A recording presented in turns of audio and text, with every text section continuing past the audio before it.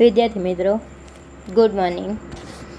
आज हम हिंदी का छठा चैप्टर मेरी बीमारी श्यामा ने ली पढ़ेंगे। मेरी बीमारी श्यामा ने ली गद्य के लेखक है हरिवंश राय बच्चन।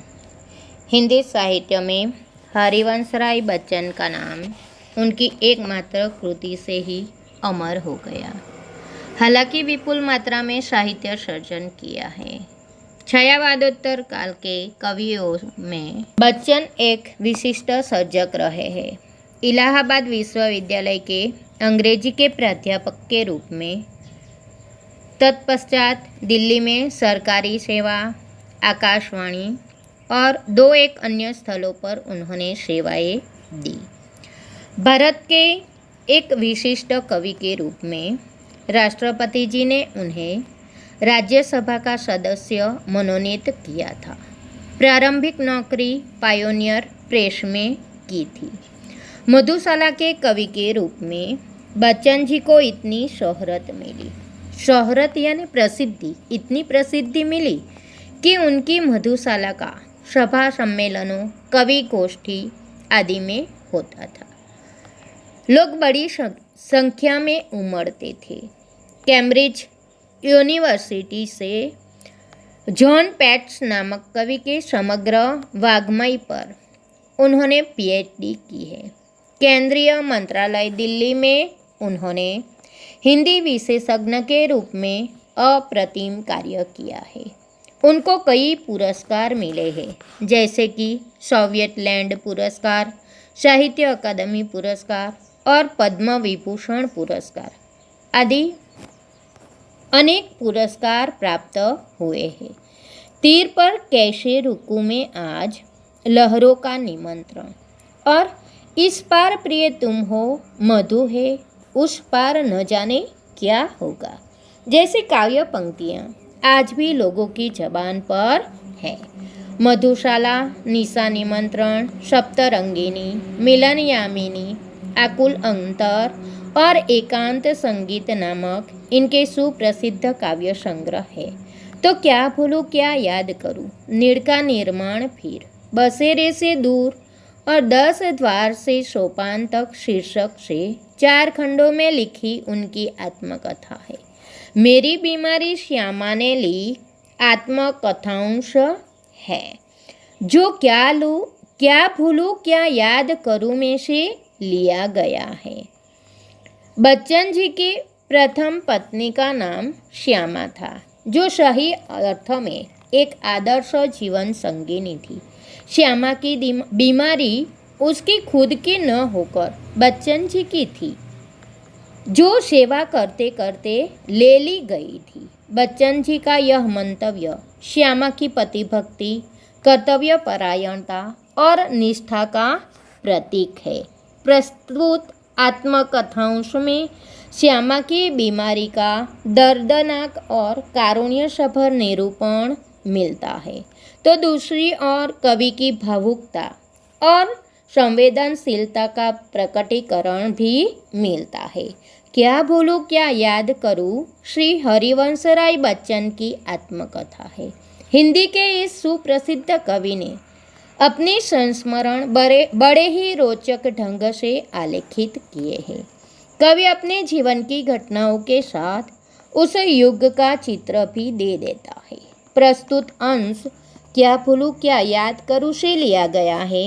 इसका यह शीर्षक मेरी बीमारी श्यामा ने ली विषय वस्तु का भी निर्देश करता है। यहाँ मेरी बीमारी श्यामा ने ली गद्य में हरिवंश राय बच्चन ने श्यामा यानी उसकी पत्नी ने बच्चन जी की सेवा करते करते बच्चन जी की बीमारी ले ली।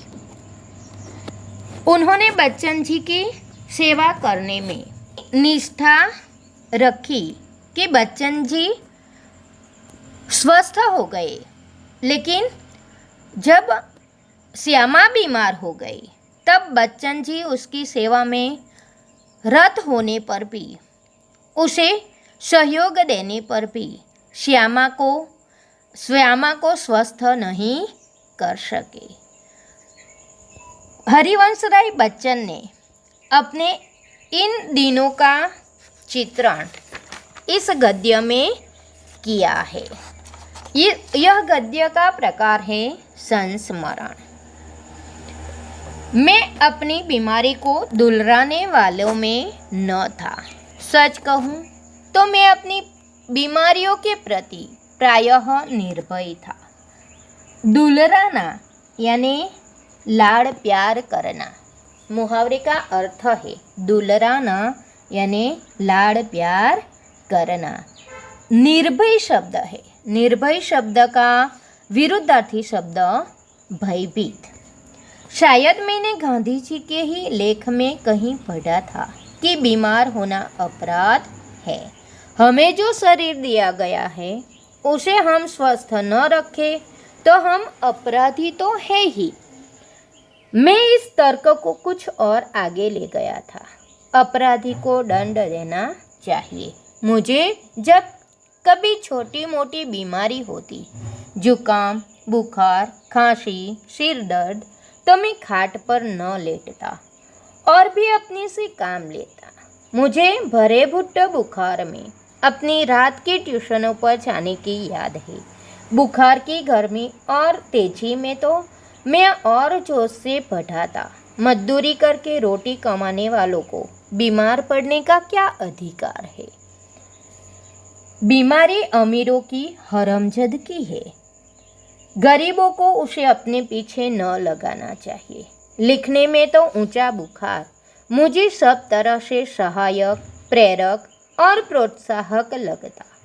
एक तरह की आग जिससे मेरी अनुभूतियों में ताप आता, जिसमें गल पिघल कर मेरा हृदय ढलता। एक तरह की भट्ठी जो मेरे विचार, भाव, कल्पनाओं को उबाल देकर उच्छलित करती।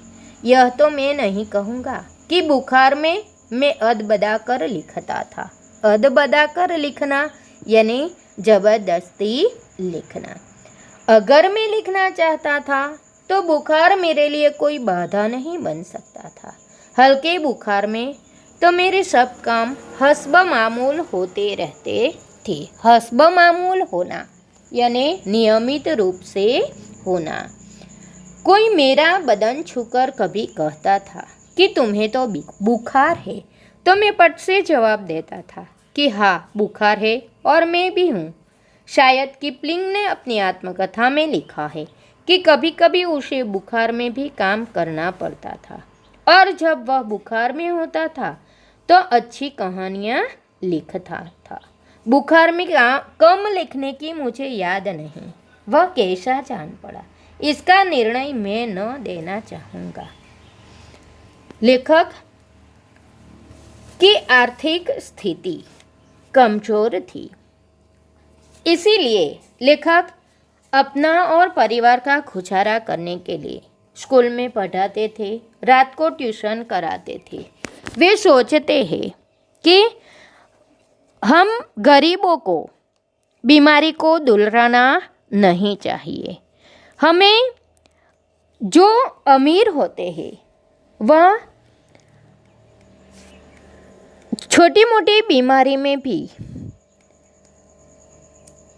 आराम करते थे, लेकिन गरीबों को उसे अपने पीछे नहीं लगाना चाहिए।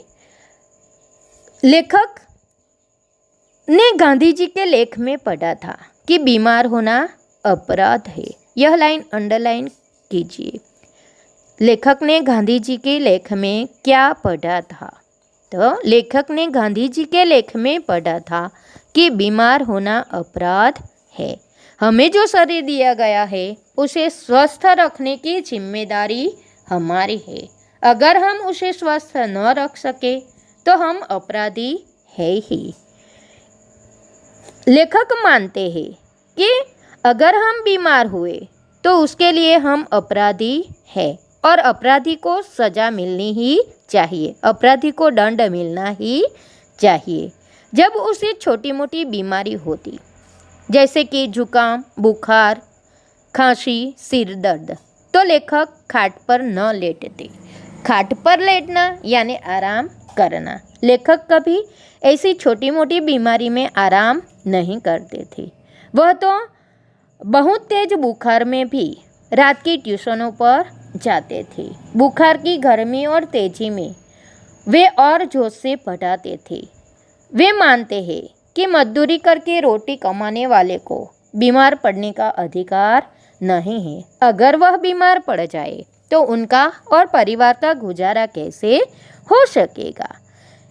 यह सोचकर लेखक हमेशा छोटी मोटी बीमारियों में भी काम करते रहते थे। जब कोई उसे छूकर कहता था कि तुम्हें तो बुखार है, तो वह हंसकर उसे जवाब दे देता कि हाँ, बुखार भी है और मैं भी हूँ। लेकिन ऐसे बुखार में लेखक कभी आराम नहीं करते थे। उसके सब काम नियमित रूप से होता ही रहता था। शायद किपलिंग ने अपनी आत्मकथा में लिखा है कि कभी कभी बुखार में भी काम करना पड़ता था, और जब वह बुखार में होता था तो अच्छी कहानियाँ लिखता था। तो उसी प्रकार लेखक भी जब बुखार में होते थे तब बुखार उसे सभी तरह से सहायक, प्रेरक और प्रोत्साहक लगता था। वह कभी आराम नहीं करते थे। लेखक बताते हैं कि मुझे अच्छी तरह से याद है कि अपनी 2 चट्टाने की 2 सबसे बड़ी कहानियाँ छात्र के नोबेल पुरस्कार ठुकरा देने पर और 2 चट्टान अथवा सिसिफस बरक्स हनुमान मैंने प्लूरूसी में पड़े पड़े लिखी थी। प्लूरूसी यानी फेफड़ों में पानी भर जाना। बहरहाल जब मैं अपनी जवानी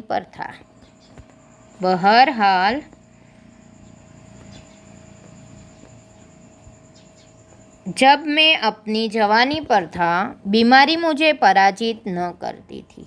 मैं ही अपनी जिद से बीमारी को पराजित कर देता था। बुखार सुखार आखिर कितने दिन चलता, विश्राम तिवारी कहा करते थे। मार के पीछे भूत भागे। मैंने अपने प्रयोग से सिद्ध किया था, काम के पीछे बुखार भागे। मार के पीछे भूत भागे यानी मार से भूत भी डरता है, ऐसा हमने सुना है। उसी प्रकार लेखक ने यह साबित कर दिया कि काम के पीछे बुखार भागे, क्योंकि बुखार में भी लेखक कार्य किया करते थे, कभी आराम नहीं करते थे।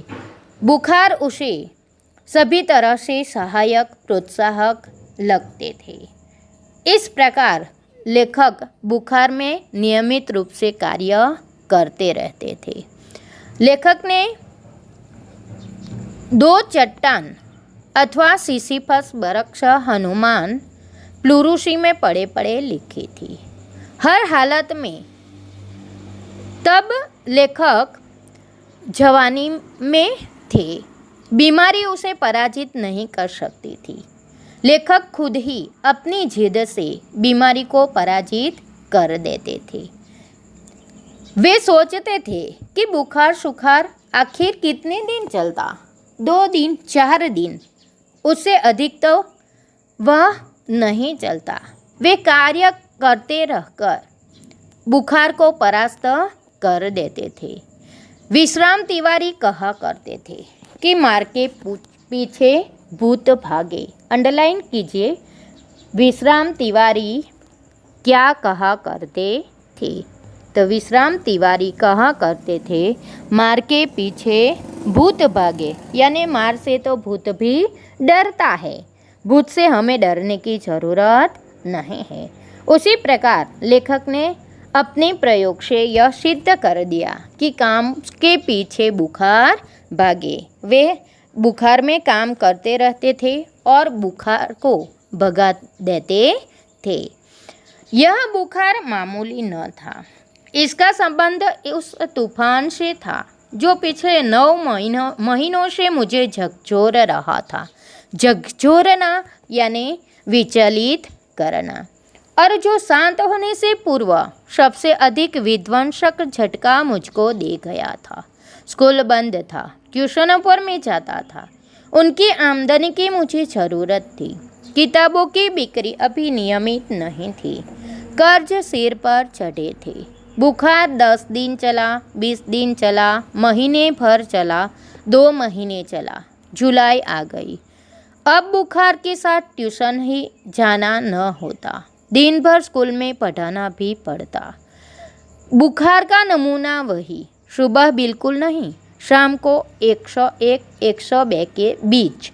कमजोरी दिन दिन बढ़ती हुई, कभी कभी धीमी खांसी, दवा शौकिया दवा बाटू एक होम्योपैथ कर रहा था। कभी कभी सोचता, क्या मुझे तपेदिक हो गया है? हो गया हो तो एलोपैथी का इलाज तो अपने बूते के बाहर है। दवा बाटू शब्द के लिए शब्द समूह दवा बांटने वाला અને एलोपैथी शब्द के लिए शब्द समूह अंग्रेजी उपचार पद्धति। तपेदिक शब्द का अर्थ क्षय અને बूते के बाहर होना। मुहावरे का अर्थ है शक्ति से पर होना। क्या उस समय मेरी जिह्वा पर सरस्वती बैठी थी? जिह्वा पर सरस्वती का बैठना, मुहावरे का अर्थ जिह्वा पर सरस्वती का बैठना यानी कही हुई बात सच होना। कही हुई बात सच होना। जब मैंने कहा था कि श्यामा का बुखार मैं लेने जा रहा हूँ, बैठी हो तो कितना अच्छा है। क्या मैं बीमार हूँ इसीलिए श्यामा स्वस्थ है? जिसने पिछले 6 वर्षों से इन महीनों में ज्वर मुक्ति नहीं जानी, पर श्यामा को मेरी बीमारी भीतर ही भीतर खाए जा रही थी। उसने अपनी इच्छा बल से जैसे अपने को स्वस्थ कर लिया था कि वह भी कहीं मेरी चिंता न बन जाए। उसके अतिरिक्त मेरी बीमारी का शायद किसी को पता भी न था, क्योंकि सारे काम तो मैं सामान्य रूप से किए ही जाता था। गर्मी में तो सभी थोड़े बहुत दुबले हो जाते हैं। एक दिन उसने मुझसे कहा कि मैं डॉक्टर BK मुखर्जी से अपनी परीक्षा करवाऊं। मैंने टालम टूल की। टालम टूल करना यानी आनाकानी करना। तो उसने ब्रह्मास्त्र छोड़ दिया। ब्रह्मास्त्र यानी भी निष्फल न होने वाला अस्त्र। कभी निष्फल न होने वाला अथवा कभी निष्फल न जाने वाला अस्त्र यानी ब्रह्मास्त्र। उसने ब्रह्मास्त्र छोड़ दिया। मैं जब तक अपने को डॉक्टर को न दिखलाऊंगा वह खाना नहीं खाएगी। ब्रह्मास्त्र तो मानना ही था। डॉक्टर मुखर्जी को भय था कि मुझ पर क्षय का आक्रमण हुआ है। नुस्खा उन्होंने लिख दिया। नुस्खा यानी वैद्य द्वारा बताई गई रोग की औषधि। कुछ दिन चिंता मुक्त होकर पूरी तरह आराम करने को कहा। नुस्खा मुझे मौत का परवाना लगा। मौत का परवाना यानी मृत्यु का कारण बनना। मौत का परवाना होना यानी मृत्यु का कारण बनना। क्या मेरी विदा का समय आ गया? विदा का समय आना यानी मृत्यु नजदीक आना। क्या इतने ही दिनों के लिए आया था? इतना ही गाने गुनगुनाने, केवल इतना श्रम संघर्ष करने, इतने दुख संकट उठाने, स्वागत के ही साथ विदा की होती देखी तैयारी। बंद होने लगी खुलते ही मेरी जीवन मधुशाला। क्या मैंने अपनी भविष्यवाणी स्वयं कर दी थी? सबसे मर्मवेदी प्रश्न था, क्या श्यामा के भाग्य में वैधव्य भी लिखा है? मर्मवेदी शब्द के लिए शब्द समूह दिल को छूने वाला અને वैधव्य यानी विधवापन। सामान्य रूप से इन महीनों में, जून जुलाई महीनों में श्यामा बीमार रहती थी, लेकिन इस समय जब बच्चन जी बीमार हो गए तो मानो श्यामा ने अपने आप को स्वस्थ कर लिया। ऐसा लगता था कि श्यामा की बीमारी लेखक ने ले ली। लेखक सामान्यतः बुखार को परास्त कर देते थे, लेकिन यह बीमारी मामूली नहीं थी। यह बुखार बहुत लंबे समय तक चला। 10 दिन, 20 दिन, महीने भर, 2 महीने, जुलाई आ गई, लेकिन लेखक का बुखार कम नहीं हुआ। 9 महीने तक लेखक को बुखार ने विचलित कर दिया। लेखक की आमदनी बहुत कम थी। वे आय के लिए किताबों की बिक्री भी करते थे, लेकिन किताबों की बिक्री भी नियमित नहीं थी। बीमारी के कारण उसके सिर पर कर्ज चढ़े थे। बुखार 2 महीने तक चला। जुलाई आ गई। बुखार के साथ ट्यूशन पर ही जाना न होता। दिन भर स्कूल में भी वे पढ़ाते थे। सुबह लेखक को बुखार नहीं रहता, लेकिन शाम होते ही 101, 102 के बीच बुखार हो जाता। दिन ब दिन लेखक को कमजोरी बढ़ने लगी। कभी कभी धीमी खांसी। दवा बांटने वाला होम्योपैथ कर रहा था। लेखक सोच रहे थे कि क्या मुझे क्षय हो गया है? अगर हो गया है तो एलोपैथी यानी अंग्रेजी उपचार पद्धति तो बहुत महंगी है, अपने आर्थिक स्थिति से पर है। वे एलोपैथी का उपचार नहीं कर पाएंगे। उस समय लेखक की जिह्वा पर मानो सरस्वती बैठी थी कि श्यामा का बुखार मैं लेने जा रहा हूँ। जब से लेखक बीमार हुए हैं, श्यामा स्वस्थ है, जो पिछले कई 6 वर्षों से इन महीनों में बीमार रहती थी, लेकिन अभी वह स्वस्थ है। श्यामा को बच्चन जी की बीमारी की चिंता है। वह अपने इच्छा बल से अपने आप को स्वस्थ रख रही है। वह सोचती है कि अगर मैं बीमार हो जाऊं तो मैं अधिक चिंतित हो जाऊंगा। श्यामा के अतिरिक्त लेखक की बीमारी के बारे में किसी को भी पता नहीं था, क्योंकि लेखक सारे काम सामान्य रूप से किए जा रहे थे। एक दिन लेखक की पत्नी श्यामा ने लेखक को कहा कि आप डॉक्टर बीके मुखर्जी से अपनी बीमारी का इलाज करवाओ, बीमारी की परीक्षा करवाओ। लेकिन लेखक ने टालमटोल की, क्योंकि डॉक्टर बीके मुखर्जी का इलाज बहुत महंगा था, लेखक की आर्थिक स्थिति से पर था। इसीलिए उन्होंने उनके पास जाने से टालमटोल की। लेकिन श्यामा ने ब्रह्मास्त्र छोड़ा कि जब तक आप बीके मुखर्जी के पास नहीं बताओगे तब तक मैं खाना नहीं खाऊंगी। लेखक को श्यामा का कहना मानना पड़ा। बीके मुखर्जी को लगा कि लेखक को क्षय हुआ है। उन्होंने औषधि लिख दी और आराम करने के लिए कहा। लेखक को यह नुस्खा, यह उपाय मौत का परवाना लगा। वह सोच में पड़ गए, चिंतित हो गए कि क्या मेरी विदा का समय आ गया? क्या इतने ही दिनों के लिए गाने गुनगुनाने, केवल अपने जीवन में श्रम संघर्ष उठाने, दुख संकट उठाने के लिए ही मैं आया था?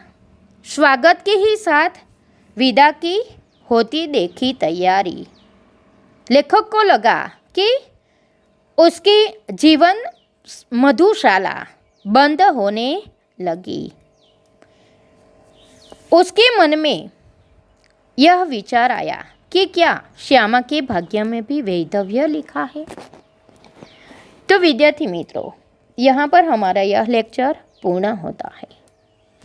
नीचे दिए गए शब्दार्थ, शब्द समूह और मुहावरे आपको नोटबुक में लिखना होगा। जय हिंद, जय भारत।